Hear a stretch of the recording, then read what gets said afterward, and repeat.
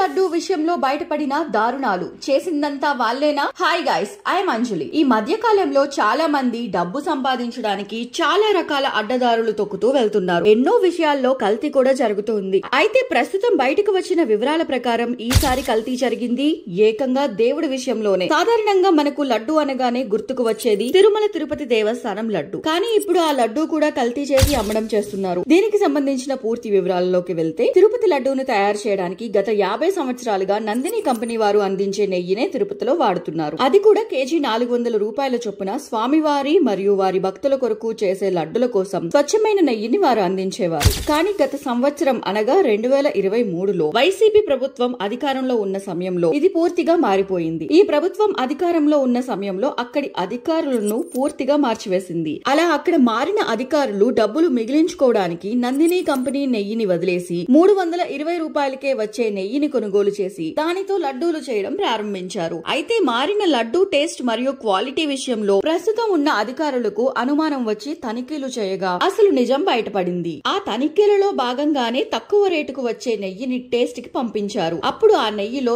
చేప నూనె, బీఫ్ మరియు పంది కొవ్వులను వాడినట్లు బయటపడింది. ఇక ఈ విషయాన్ని కాస్త సీఎం చంద్రబాబు దృష్టికి తీసుకుని వెళ్లగా సీఎం ఈ విషయాన్ని బయటపెట్టడంతో అసలు నిజాలు వెలుగులోకి వచ్చాయి. నిజంగా దేవుడి విషయంలో సైతం వైసీపీ ప్రభుత్వంలో మారిన అధికారులు ఇలా చేయడం అనేది దారుణం అనే చెప్పాలి. అయితే ఒక్కసారిగా ఈ విషయం బయటపడడంతో భక్తులు ఈ విషయాన్ని జీర్ణించుకోలేక వారి ఆగ్రహాన్ని వ్యక్తం చేస్తున్నారు. మరి ఇలా చేసిన అధికారులకి ఎలాంటి శిక్ష పడితే సరైనది అని మీరు అనుకుంటున్నారో కింద కామెంట్ సెక్షన్ లో తెలియజేయండి. మరి ఈ ఇన్ఫర్మేషన్ గనుక మీకు నచ్చినట్లయితే వీడియోని లైక్ చేయండి. మరిన్ని ఇలాంటి వీడియోస్ కి సబ్స్క్రైబ్ చేయండి. Thanks for watching.